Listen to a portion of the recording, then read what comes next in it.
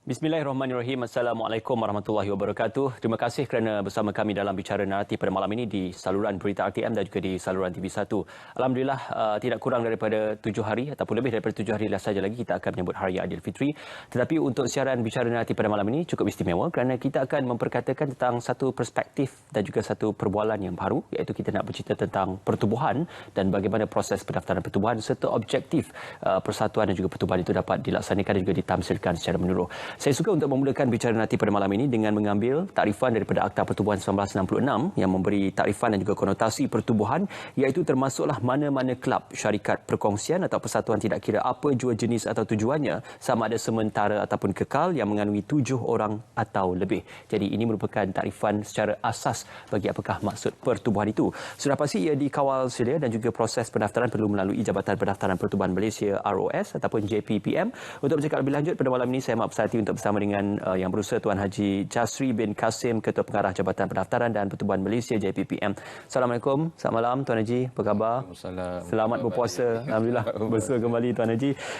Untuk molek kiranya untuk kita memulakan bicara nanti pada malam ini, kita memberi mukadimah dan juga tamsilan yang lebih mendalam tentang apakah itu ROS ataupun JPPM yang perlu difahami oleh masyarakat. Okay. Pertamanya saya ucapkan terima kasih kepada RTM kerana sudi menjemput kami lah pada sesi bicara naratif pada hari ini.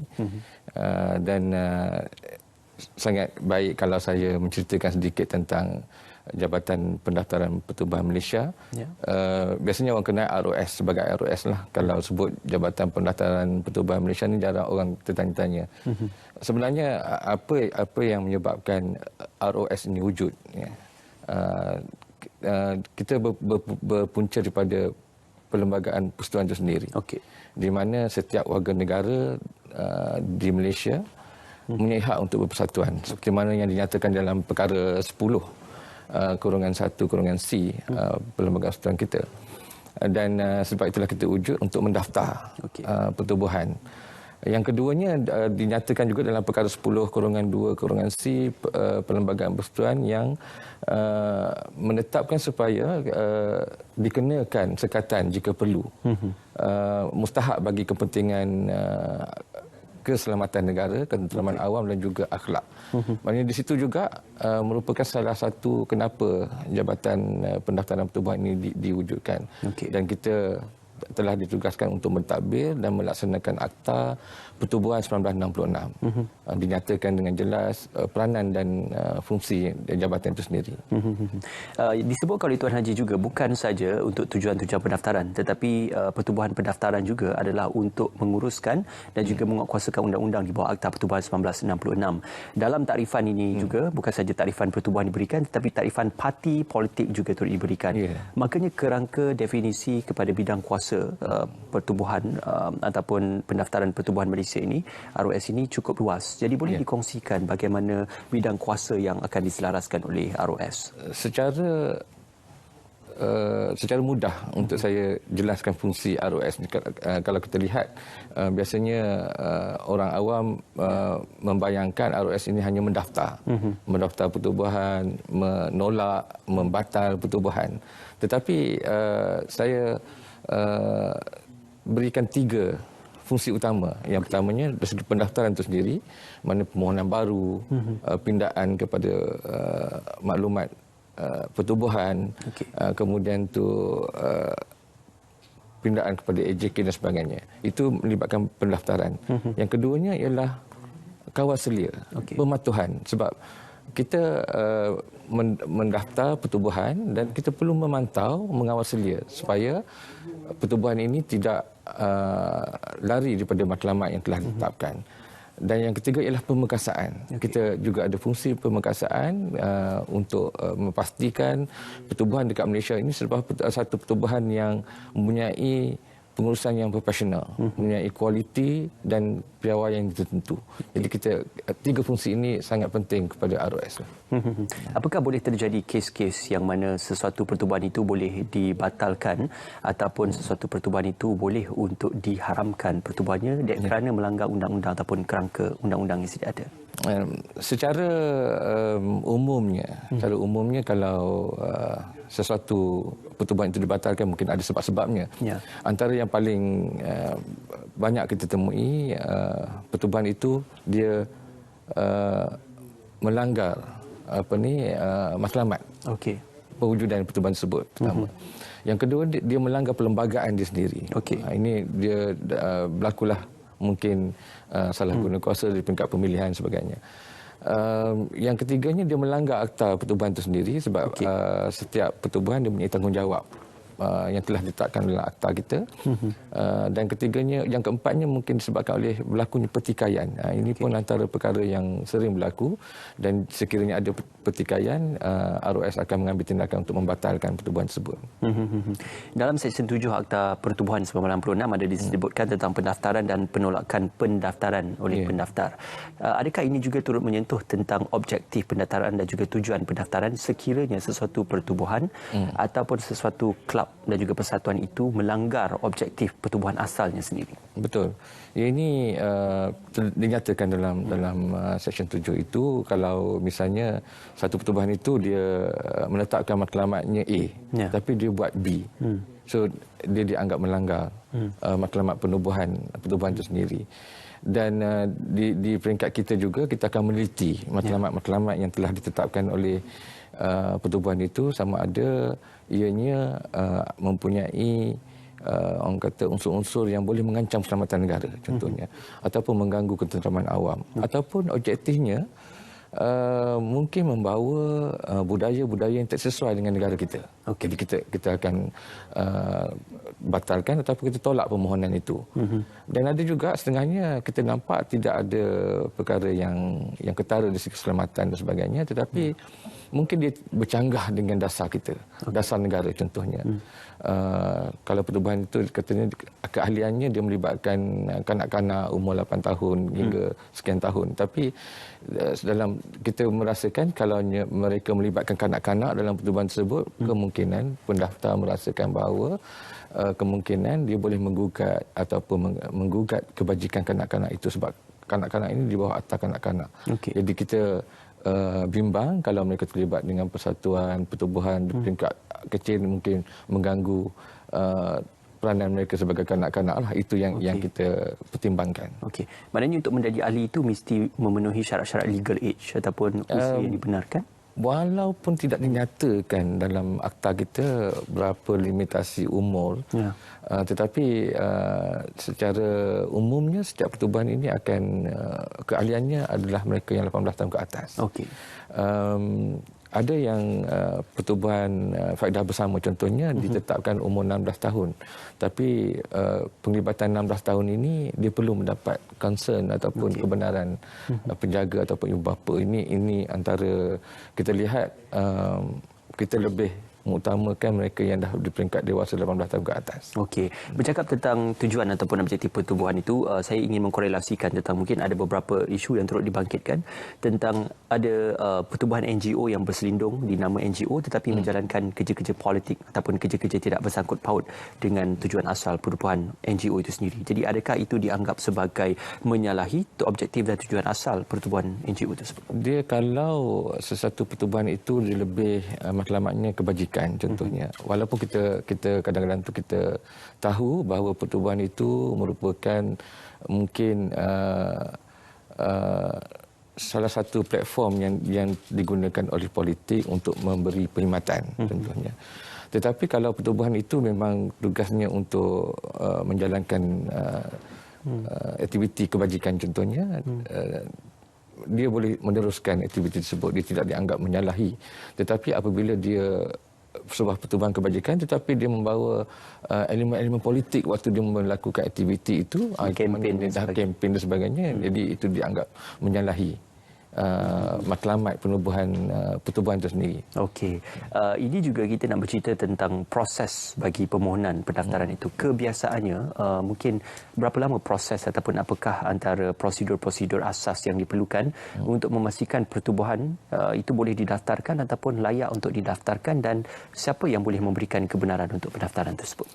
Okey, dia mendaftar pertubuhan ni dia cukup mudah. Okey. Dia pertama syaratnya 7 orang. Okey. 7 orang yang mempunyai aktiviti matlamat yang sama. Mereka boleh mula mendaftar dan mereka perlu adakan mesyuarat, melantik AJK-nya dan ada minit mesyuaratnya, dan mereka boleh mendaftar dengan ROS melalui sistem e-Roses. Kita buat online sepenuhnya. Dan bayar fee RM30. Jadi mereka boleh memulakan aktiviti pertubuhan mereka. Cukup mudah dari segi prosesnya lah. Okey. Dan setiap ahlinya itu mestilah ahli yang wujud. Tidak boleh ahli yang direka, ataupun tidak boleh ahli yang tiada dalam kita kata pengkalan data dan sebagainya. Betul, ini juga berkaitan tentang penolakan pendaftaran. Ada juga beberapa isu yang mungkin dibangkitkan. Banyak juga melibatkan parti-parti politik yang ingin didaftarkan. Apakah antara rasional di sebalik bagi memberikan kaedah pendaftaran ataupun pengesahan pendaftaran khususnya untuk parti-parti politik? Ya, sama ada pertubuhan biasa ataupun pertubuhan politik.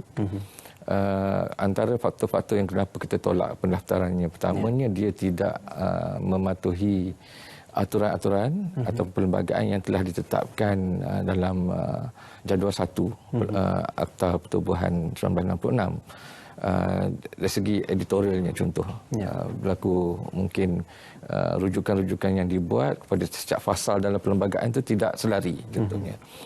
Yang keduanya dari segi matlamat, kita akan melihat matlamat yang telah ditetapkan oleh satu pertubuhan itu. Yang pertama, kita nak pastikan dia tidak memberi ancaman kepada keselamatan negara ataupun ketenteraman awam, ataupun pertubuhan itu tidak membawa nilai-nilai yang bertentangan dengan budaya negara kita. Contohlah Persatuan Mak Rempit. Nama pun kita dah rasa macam seolah-olah kalau kita benarkan nama itu diluluskan, pertubuhan diluluskan, kemungkinan kita seolah-olah mengiktiraf pula aktiviti Mak Rempit. Dari segi moralnya dia tak membawa satu moral yang baik kepada budaya negara kita. Dan kita akan lihat matlamat-matlamatnya. Kalau misalnya dia ketara dia bertentangan dengan budaya kita, pasti kita akan tolak. Okey. Ada juga kes yang pernah berlaku Tuan Haji, apabila sesuatu pertubuhan itu dibatalkan ataupun diharamkan, membuka pula satu persatuan ataupun pertubuhan yang lain tetapi masih lagi membawa modus operandi yang sama. Mungkin dari segi pertubuhan-pertubuhan yang menjalankan aktiviti-aktiviti kutipan derma secara haram ataupun menjalankan dan juga menyebarkan fahaman-fahaman agama yang salah dalam kalangan masyarakat. Jadi apakah ini juga turut dikaji dan juga disiasat oleh pihak ROS sendiri? Ya, sebenarnya ada dua isu di situ. Satu dibatalkan, yang kedua diharamkan. Biasanya diharamkan ini ialah kuasa di bawah Seksyen 5. Ini melibatkan kuasa menteri. Kita wartakan sesuatu pertubuhan itu. Kita haramkan di bawah kuasa menteri. Yang ini kalau kita lihat sebagai contoh, Parti Komunis Melaya pernah diharamkan. Ini di bawah Seksyen 5. Dan bersih juga diharamkan di bawah Seksyen 5 oleh Menteri Dalam Negeri pada ketika itu, atas sebab mereka ini ketara menggugat keselamatan negara, misalnya Parti Komunis Melaya contohnya. Dan juga bersih pada ketika itu keberadaannya seolah-olah mengancam ataupun mengganggu ketenteraman awam.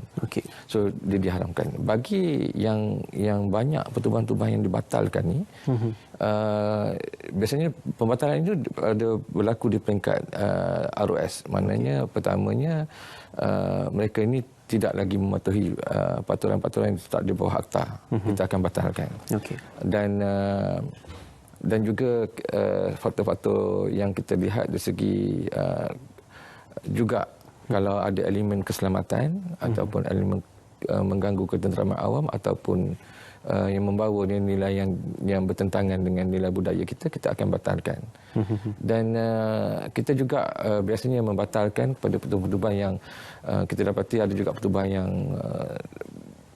bergaduh, berlaku pertikaian dalaman. Bila kita buat siasatan dan mereka memang sah ada berlaku pertikaian, kita akan batalkan.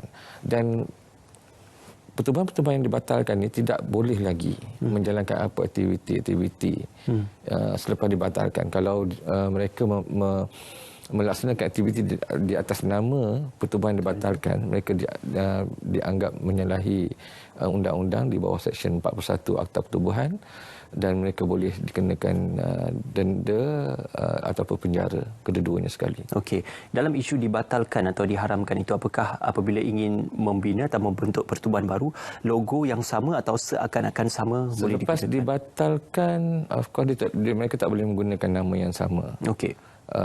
Logo yang sama. Kita dah anggap sebagai rekod kita, mana-mana pertubuhan yang dah dibatalkan, kita masih simpan rekodnya, kita tidak lagi membenarkan digunakan nama tersebut. Okey, kita menceritakan tentang JPPM ataupun Jabatan Pendaftaran Pertubuhan Malaysia, ROS, memperkasakan pertubuhan. Sebelum kita bergerak lanjut, Tuan Haji, setakat ini sudah berapakah banyak bilangan bagi pertubuhan yang didaftarkan di bawah ROS dan juga kerangka undang-undang ROS?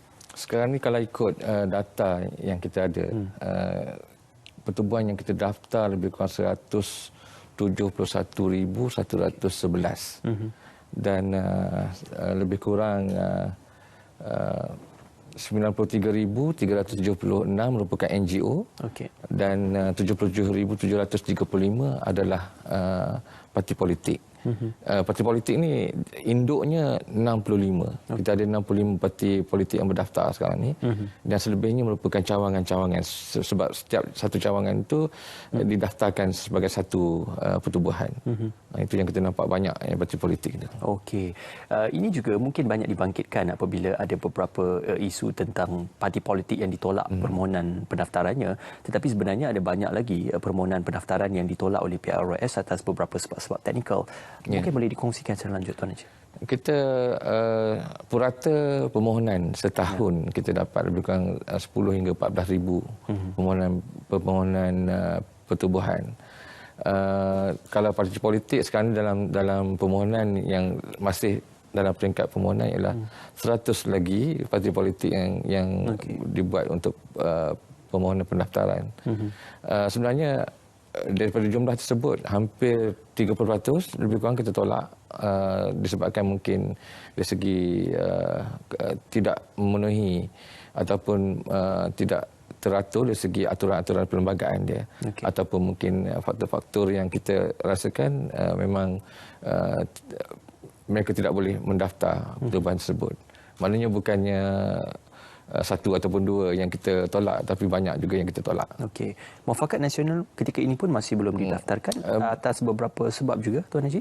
Ya, Muafakat nasional belum mendaftar, dan sebenarnya kita ada beberapa permohonan yang menggunakan nama yang sama. Sebab itu kita belum lagi mendaftar, belum meluluskan pendaftarannya. Itu juga kita nak bercakap tentang perlembagaan sesuatu pertubuhan ataupun parti politik secara spesifiknya.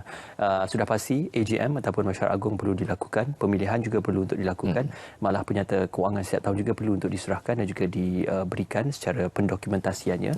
Jadi apakah kegagalan dalam melaksanakan Mesyuarat Agung dan juga pemilihan bagi sesuatu pertubuhan atau parti politik itu akan menyebabkan sesuatu pendaftaran itu terbatal ataupun sebuah pertubuhan itu dibatalkan pendaftarannya? Perkara yang paling utama bagi sebuah pertubuhan, terutama sekali parti politik lah, kita biasanya yang menjadi perhatian umum ni, bila sebut parti politik, mereka akan lebih, orang kata, tertarik dengan isu-isu parti politik. Tetapi isu pembatalan, kenapa sesuatu parti politik itu boleh dibatalkan, dia tertakluk kepada pematuhan parti tersebut terhadap perlembagaan diri sendiri. Contohnya, kalau ditetapkan pemilihan setiap 3 tahun, maka setiap 3 tahun, perlembagaan telah tetapkan 3 tahun, maka mereka perlu buat pemilihan. Sekiranya setengah perlembagaan parti politik itu dia ada juga memberi penangguhan. So mereka hanya boleh membuat penangguhan pemilihan itu berdasarkan perlembagaan yang telah ditetapkan. Okey. Jadi sekiranya penangguhan itu telah dilaksanakan dan mereka memerlukan lagi penangguhan, maka mereka perlu mendapatkan kelulusan daripada menteri melalui ROS. Okey. Ini merujuk mungkin dalam kes pemilihan UMNO ataupun Ahli Majlis Tertinggi UMNO yang berlangsung baru-baru ini. Sepatutnya dilakukan pemilihannya tetapi ditangguhkan. Adakah ia masih dalam kerangka Undang-Undang Pertubuhan? Ya, kalau ikutkan memang masih dalam kerangka undang-undang yang telah ditetapkan di mana Mesyuarat Agung telah ditangguhkan oleh Majlis Tertinggi yang memang telah dinyatakan dalam perlembagaan parti itu sendiri boleh menangguhkan sehingga 18 bulan. Dan selepasnya adalah kelulusan menteri dan parti tersebut telah pun mendapat kelulusan menteri untuk penangguhan tersebut. Jadi tidak ada masalah untuk sebarang penangguhan dan sebagainya. Juga kita bercerita tentang memberikan penyata keuangan untuk mendapatkan aliran tunai ataupun aliran keuangan bagi sesebuah pertubuhan itu. Apakah penting untuk diserahkan untuk setiap penyata kira-kira saban tahun bagi sesuatu pertubuhan ataupun? Betul. Saya ambil kesempatan hari inilah untuk menyatakan bahawa kenapa sebenarnya perkara ini selain daripada dinyatakan sebagai perkara yang perlu dipatuhi oleh pertubuhan dalam akta itu sendiri, ROS sebagai agensi di bawah Kementerian Dalam Negeri, kita memainkan peranan terutama sekali untuk memastikan pertubuhan di negara kita ini tidak dijadikan platform kepada aktiviti yang negatif. Contohnya money laundering. Mungkin membawa idealisme yang ekstrim contohnya. Mungkin ada terlibat dengan aktiviti keganasan ataupun pelarian cukai. Dan dana haram mungkin? Ya, dana haram. Sebab tu dalam Seksyen 7 itu Seksyen 14 kurungan 1 kita menetapkan bahawa setiap pertubuhan dia perlu mengukuhkan penyata tahunan. Dan ini merupakan satu perkara yang penting dan pada tahun ini kita pun mulai bulan 5, mulai hari ini sebenarnya kita dah mula mengadakan task force untuk menyemak mana-mana pertubuhan yang tidak menghantar penyata tahunan. Kita akan keluarkan notis amaran supaya mereka mengemukakan dokumen-dokumen yang diperlukan. Ini antara perkara yang kita minta pertubuhan pastikan mematuhi peraturan tersebut sebab kita nak pantau dari segi atas sebab keselamatan dan juga perkara-perkara yang mengelakkan perkara yang negatif. Okey. Kalau pemalsuan ataupun pengubahan dari segi penyata keuangan itu bukan sahaja menyalahi undang-undang pertubuhan tetapi ada juga undang-undang lain yang akan turut tertakluk di bawah penyata keuangan ataupun aliran keuangan bagi sebuah pertubuhan itu juga, Tuan Haji. Dia tertakluk kepada laporan-laporan ataupun ada aduan-aduan contohnya. Sekiranya berlaku aktiviti penggubalan wang haram contohnya. Biasanya kita akan mendapat aduan daripada pihak-pihak tertentu ataupun dimaklumkan kepada kita oleh pihak-pihak berkuasa yang lain mengatakan satu pertubuhan itu ada menerima dana contohnya daripada luar, mungkin daripada kumpulan ekstremis di luar sebagainya, dan kita perlu menyemak dan memukakan penyata maklumat itu kepada pihak penguatkuasa yang lain untuk tujuan siasatan. Ini maknanya kita dari segi kenapa kita menyimpan rekod-rekod ini adalah bertujuan untuk memantau dan kita akan bekerjasama dengan pihak penguatkuasa yang lain untuk pastikan tidak berlakunya elemen-elemen negatif dalam pertubuhan di negara kita. Okey. Selain daripada isu tentang menghantar dan juga memberikan submission kepada penyata keuangan dan juga penyata kira-kira itu, apakah krisis dalaman bagi sesebuah pertubuhan ataupun krisis perjawatan juga akan menyebabkan sesuatu pertubuhan itu dibatalkan pendaftarannya? Ya, kita pun banyak mendapat aduan, contohnya ketidakpuasan hati ahli-ahli persatuan ataupun jawatankuasa sendiri tentang tata cara pengurusan pertubuhan itu. Mungkin mereka tidak berpuas hati macam mana pemilihan dibuat. Dan berlaku juga di kalangan jawatankuasa itu bertelagah antara satu sama lain. Ini antara perkara yang biasa dalam pertubuhan juga. Dan kita akan siasat, dan kalau perkara itu benar, kita kemungkinan pertubuhan itu dibatalkan agak tinggi. Ya. Sebab kita kalau pertubuhan itu ahli-ahlinya bergaduh, pasti dia akan menggugat juga ketenteraman awam. So jadi kita mungkin faktor-faktor ini juga kita akan pertimbangkan untuk pembatalan. Ya. Apakah setakat ini ROS berpuas hati dengan amalan pengurusan yang baik bagi pertubuhan yang berdaftar di Malaysia, dan apakah mungkin juga ada laporan-laporan terhadap penyalahgunaan dan juga penyelewengan kuasa dalam pertubuhan-pertubuhan yang berlaku? Kita dapati daripada statistik yang kita kumpul, mana setiap tahun lebih kurang 1,000 hingga 2,000 pertubuhan yang kita batalkan disebabkan kegagalan mematuhi undang-undang. Dari segi pertikaian juga ada bilangannya, dan kita dapati keseluruhannya kelemahan pertubuhan di negara kita ini lebih kepada pengurusan mereka. Mereka tidak mempunyai pengalaman yang cukup untuk mengurus pertubuhan tersebut, menyebabkan tidak kompeten, menyebabkan berlakunya pelanggaran-pelanggaran dari segi undang-undang dan juga perlembagaan mereka sendiri. Okey.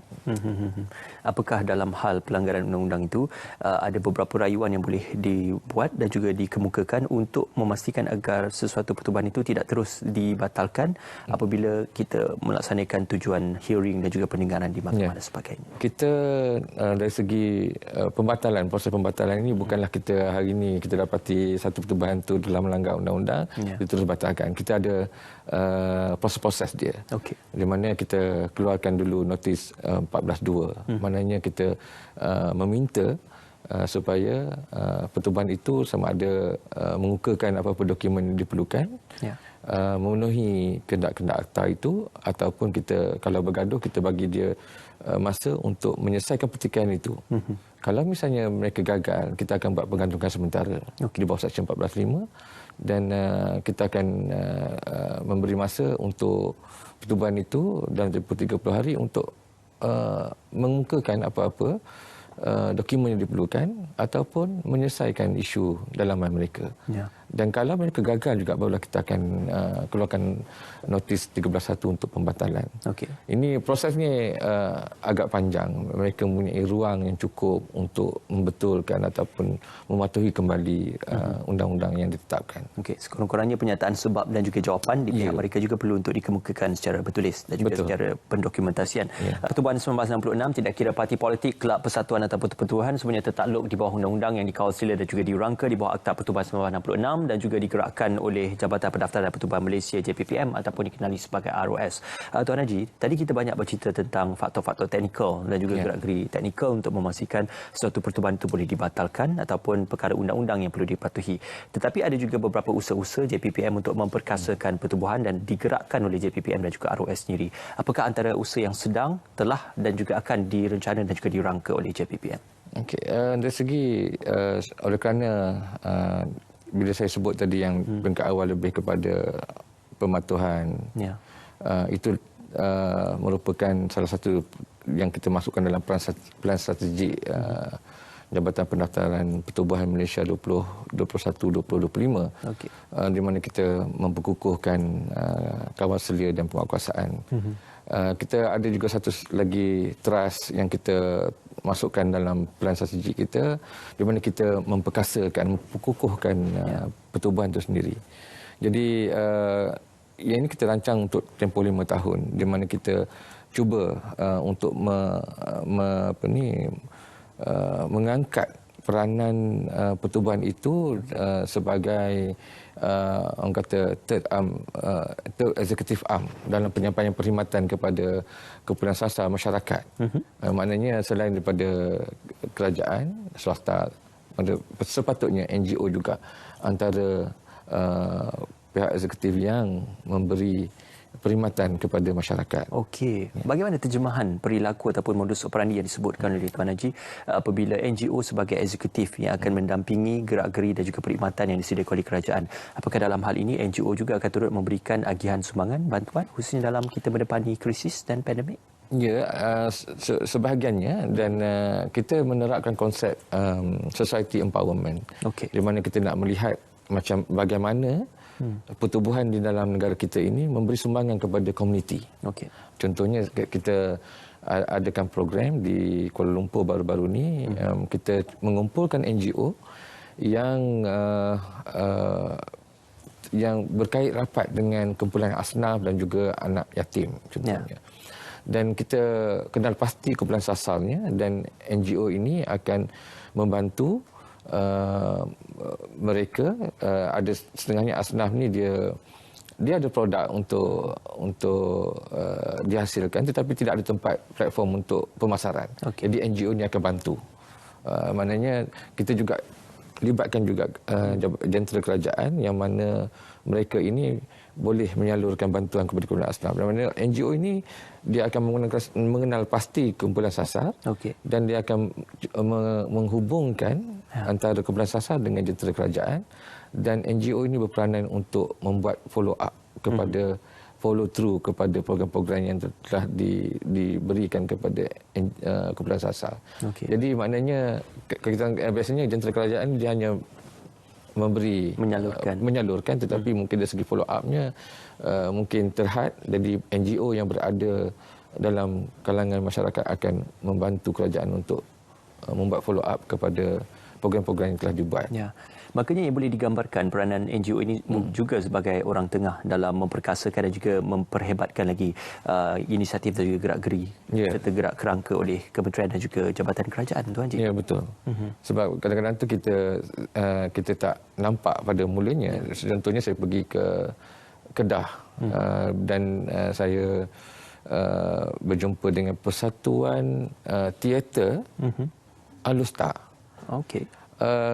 Kita nampak macam seolah-olah dia hanya membawa elemen seni. Tetapi bila dia persembahkan teater itu, kita nampak NGO yang saya temui ini, dia boleh membawa isi hati masyarakat kepada dalam bentuk teater, yang menyebabkan kita faham apa sebenarnya masalah yang dihadapi oleh masyarakat. Ini satu benda yang agak unik. Sedangkan kita tak nampak, kita anggap persatuan teater ini lebih kepada seni, tetapi sebenarnya dia boleh membawa isi hati rakyat dalam bentuk seni. Dan akan lebih mudah difahami oleh mungkin pemimpin ataupun masyarakat yang lain. Sumbangan dan juga gerak kerja itu banyak cara dan banyak juga bervariasi caranya.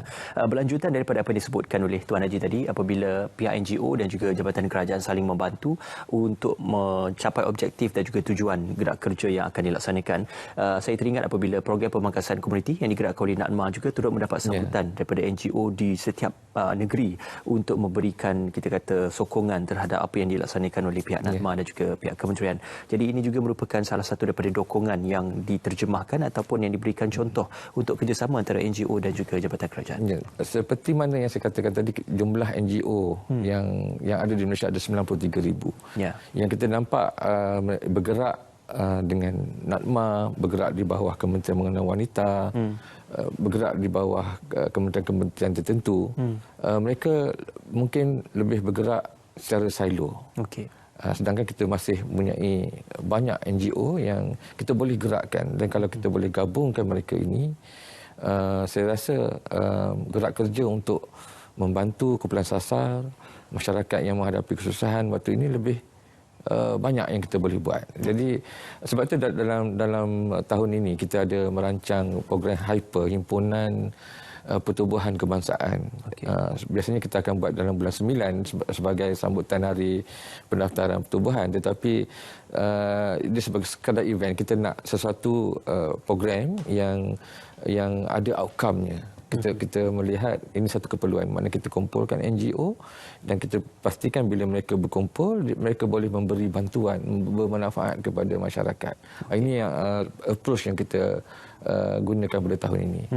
Saya suka apabila Tuan Haji menyebut kalau sebelum ini pihak NGO banyak bergerak secara solo ataupun sendiri, dan juga mungkin apa yang dirangka oleh pihak jabatan kerajaan dan juga agensi kerajaan juga banyak hanya melibatkan antara agensi kerajaan dan juga rakyat. Tetapi NGO ada program dan aktivitinya tersendiri. Dan kita sedia maklum di peringkat NGO atau pertubuhan ini ada juga NGO dan pertubuhan yang mempunyai dana yang besar ataupun sumbangan yang banyak. Bukan saja sumbangan awam, tapi juga sumbangan daripada ahli-ahli korporat juga turut diterjemahkan. Jadi apakah ini juga satu satu nilai tambah kepada kerjasama antara agensi kerajaan dan NGO dalam melihat keberhasilan dan juga kapasiti NGO ini boleh menghasilkan satu impak dan juga dampak yang lebih baik? Betul, saya setuju sebab kita boleh lihat ada setengah NGO tu well established, dia dah begitu mantap pengurusannya dan mereka boleh menyalurkan bantuan kepada kumpulan sasar, dan ada juga NGO yang baru bermula. Jadi dalam program pemekasaan NGO ini juga kita cuba gemelingkan NGO yang dah well established ini untuk membantu juga NGO yang sedang baru bermula. Jadi apabila kita dapat gabungkan mereka ini dan digabungkan dengan jentera kerajaan, saya rasa mereka akan beri impak yang lebih positif kepada dalam penyampaian perkhidmatan kepada masyarakat. InsyaAllah. Itu juga akan diterjemahkan dalam peran strategik JPPM 2021-2025. Ini amat menarik juga Tuan Haji apabila kita bercerita tentang 2021 hingga 2025 dalam pelan strategiknya itu. Variasi ataupun kerangka ROS bukan saja bercerita tentang pendaftaran, pembatalan pertubuhan atau pengharaman pertubuhan, tetapi lebih kepada untuk melihat kepada sesuatu pertubuhan itu akan diperkasakan dan juga akan digerakkan mengikut objektif dan juga kerangka penubuhannya. Dalam tempoh 5 tahun itu, apakah antara beberapa pelan strategik yang akan dirangka oleh JPPM dalam memastikan ia dapat dicapai dan juga untuk meningkatkan kualiti penyampaian bagi pertubuhan yang ada? Dan kita sedang dah mulakan gerak kerja kita pada tahun 2021 dan kita merancang untuk mengadakan satu persidangan yang melibatkan NGO seluruh negara dalam bulan September nanti.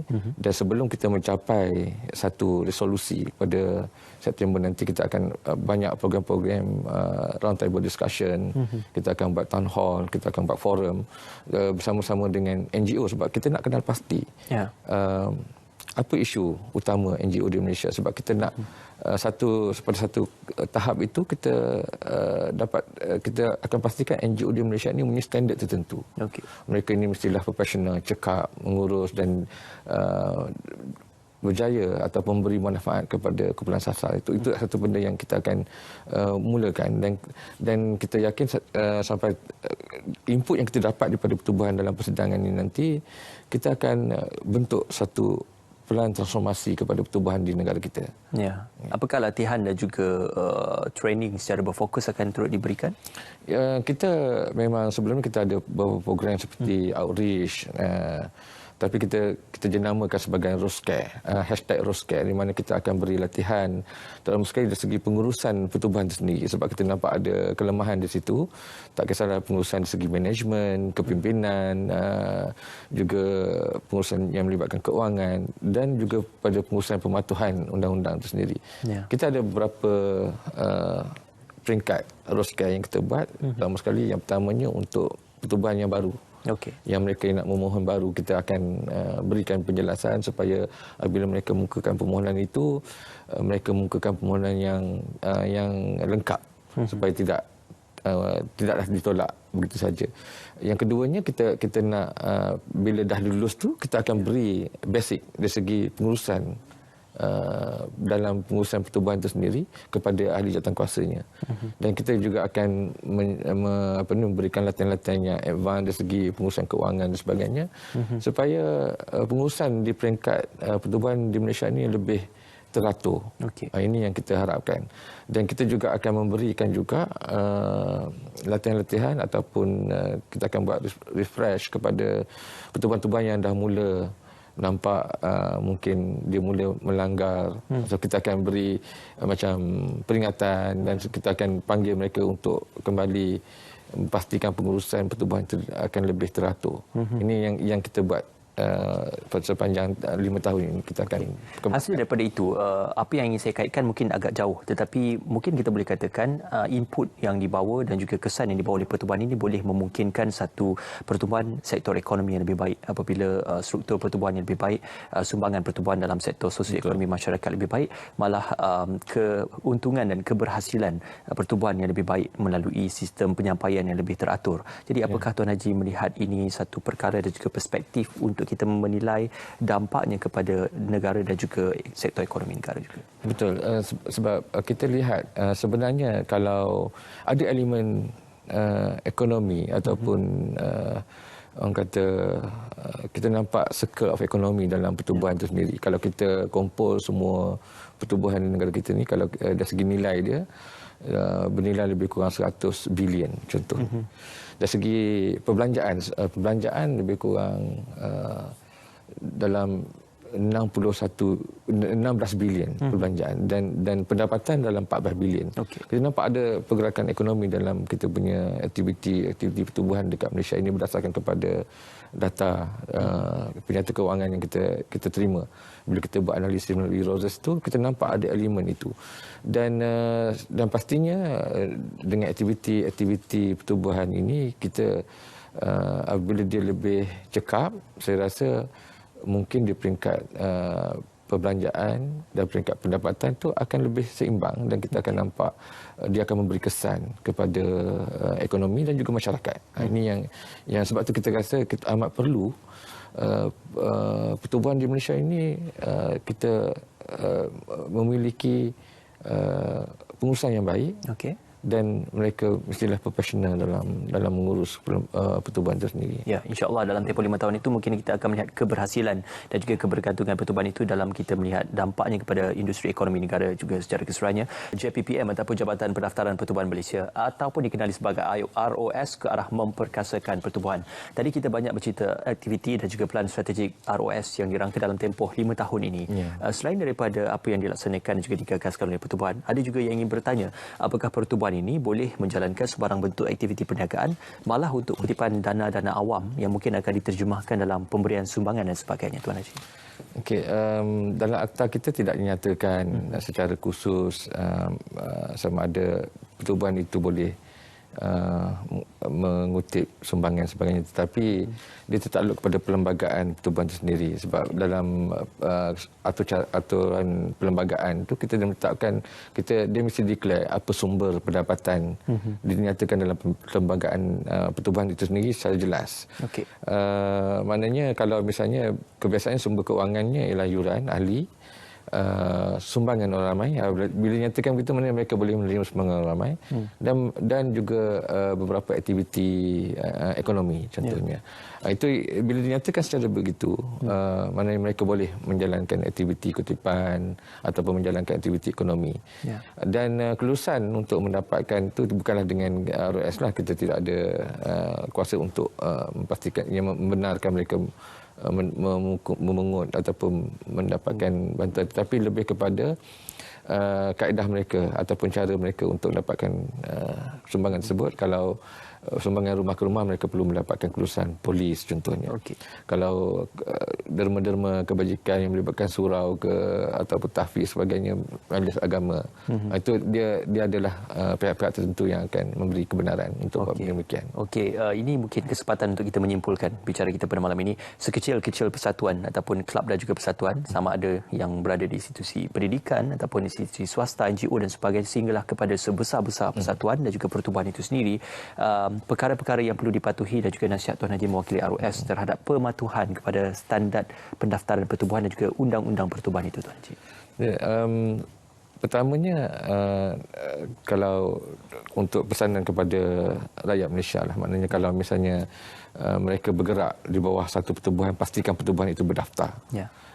Kalau mereka bergerak di bawah satu pertubuhan yang tidak berdaftar, bermakna mereka telah melanggar undang-undang negara lah. Yang keduanya, bagi pertubuhan yang berdaftar, kita sarankan supaya mereka sentiasa mematuhi Akta Pertubuhan 1966 itu sendiri dan juga perlembagaan pertubuhan itu sendiri, sebab banyak juga berlaku pelanggaran perlembagaan mereka sendiri. Mereka ada perlembagaan tapi langgar. Ini pun kita harap mereka tidak, kita pastikan mereka mematuhi segala peraturan yang telah ditetapkan lah. Itu yang paling penting bagi pertubuhan dekat Malaysia. Sekurang-kurangnya kerangka undang-undang itu perlu dipatuhi.